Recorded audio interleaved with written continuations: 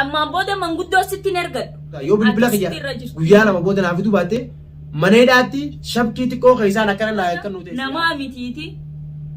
Hantuuta du'ee karaarra akkanatti yoo ati qubaan xuyxe quba miilaatiin akka xuyxe garteemi waan ati taatu bichaa ifeeki.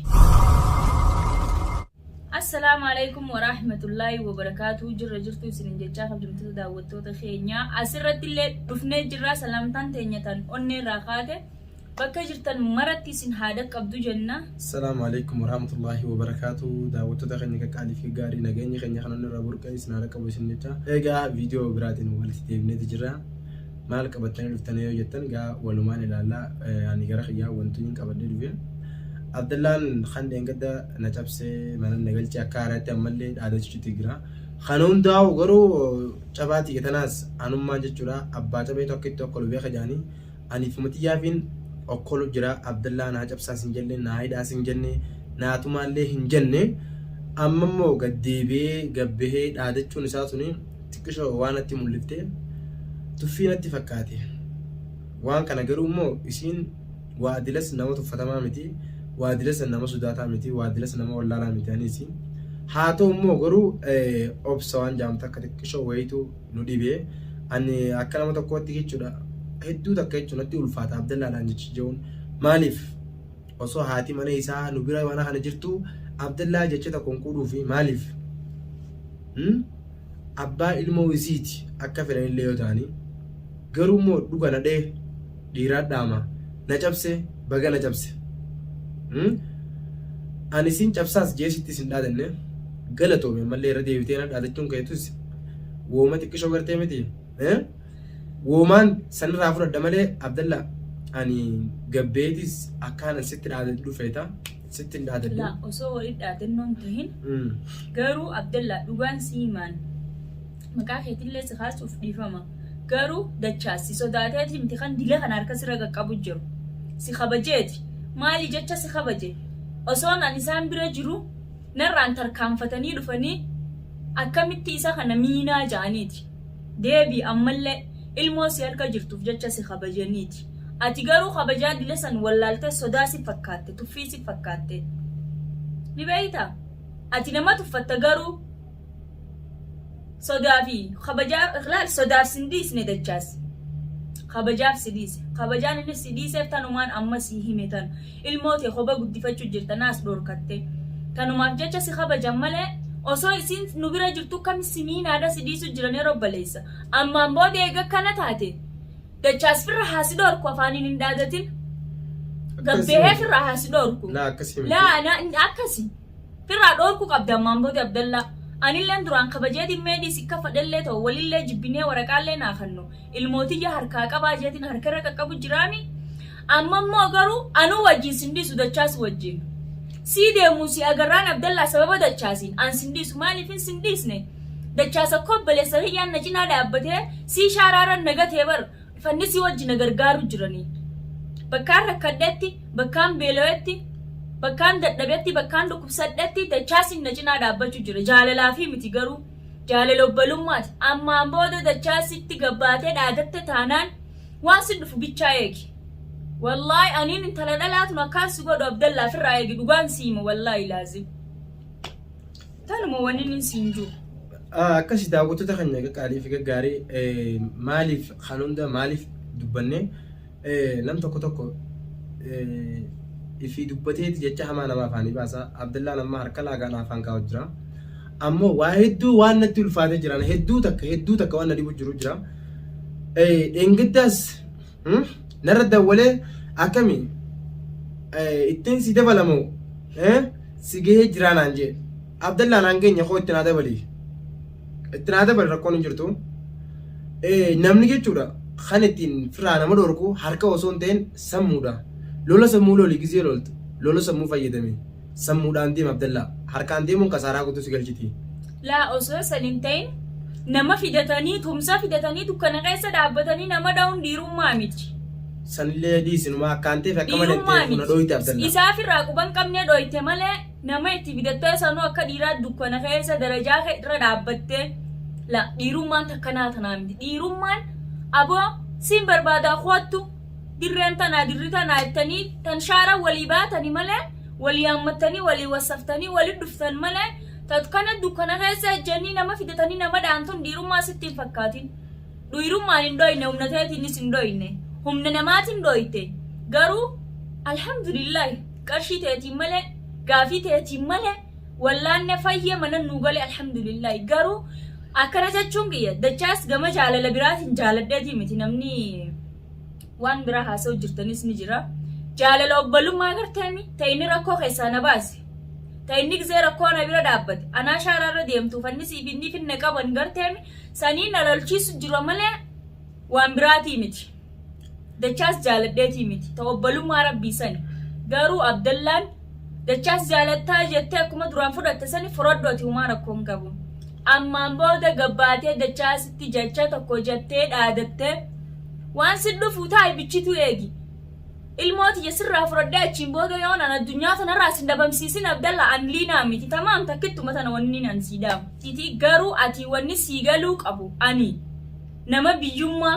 gandummaa naafis jidduu jirtu jaalala duraan nu jidduu jirtu san gartee miti amma baddee tana sallaaleetiin si habaju jira sodaateetii fi miti garuu seeraan mootummaadhaan akkana sirraa fudhachuu si wallaalle harka kanaan mubaarak sirraa fudhadhee agartee mi harka kanaan hidhaa ol si naqee sitti farramuu si wallaalle garuu warrummaan biyyaa sanuu maal naan ja'a intaltummaan tunuu ta'a akkaminaan ja'ani jechuuf intila kana si habaju jira malee akkasis godhuu wallaalle ammaan booda waa'ee gandaarraa isin dalagu abbaa fadheerraa isin dalagu siif shartadheetiin jira inshaallah yeroo gabaabduu keessatti agaruuf ta'es Abdallaa gabbaatee dachaasi dhaadachuu jirta ilmooti sirraa fudhadhee yoon an seera jala sin oolchin anummaan intalti dhalaatuun liinaa mitiyan maaliif na dhaadachuu jirtaa barati siitu hafee naan jechuu jirta ani dhalaadha garuu silaa dhalaa faanaa fidde nin dubbadha ati amma ilma dhiiraati jechan taane siininjuu if dura jarjaree waan hin taane siininjuu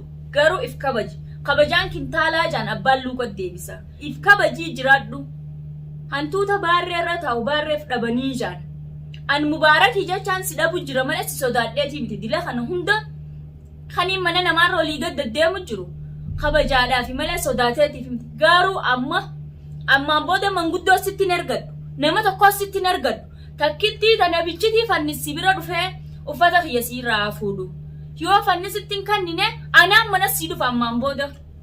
Dhageessee jirta Abdallaa dhugaa dubbachuudhaaf kan akka nama tokkootti waan takka taniin harka sarara qabu jiruu fi taniin gartee miti si kabaju jiruuf waan biraati miti. Yoo ati miidhamti daa'ima xiqqaa saniitu kophaatti gartee miti hiyyooma. Mucaa xiqqaa saniitu qalbiin caba hanga mucaan sun jechuu gartee miti si fedhuun beeka hedduu si fedha.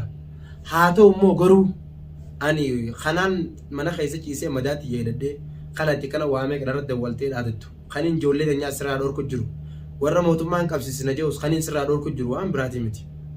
Abdallaa nuti kalee wajjin nyaachaa turre wajjin dhugaa turre battaaniyaa tokko jala wajjin galaa turre yaa Abdallaa loo samaati nama tanan beekne kam gootu battaaniyaa tokko jala wajjin galaa turre qorii takka wajjin nyaachaa turre an qorii obbolummaa sanii na kabajeeti Abdallaa akka ati taate hin taa'u maaliif as dogoggortee fakkeenyaaf na dhoyte an dogoggoree maaliif badii lammaffaa uumu waan ja'umuun dhagaame malee akka ati gabbaatee ammaas akka haariyaatti dhaawamteeti irrattiin sii dabalaayii akka ati jettu kana gartee miti sirraa na'ine haa ta'u immoo garuu alhamdulillahi ani waan biraati miti mootummaan si qabee kasaaraan dhengadda baasisan guutuu sirraa fuudhu wallaalle ilmoo haa guddifattaa wama silaa gartee miti irraa fuudhu sanuu ilmoo na haa guddifattu kiraa manaa hafirraa kafaluu akkattuu jireenyi koodii gaafatee jira jeetiin wallaahi harka sirraa qabu jira yaa Abdallaa ati garuu kana hunda wallaalteeti lammaffaallee deebitee dhaadatta.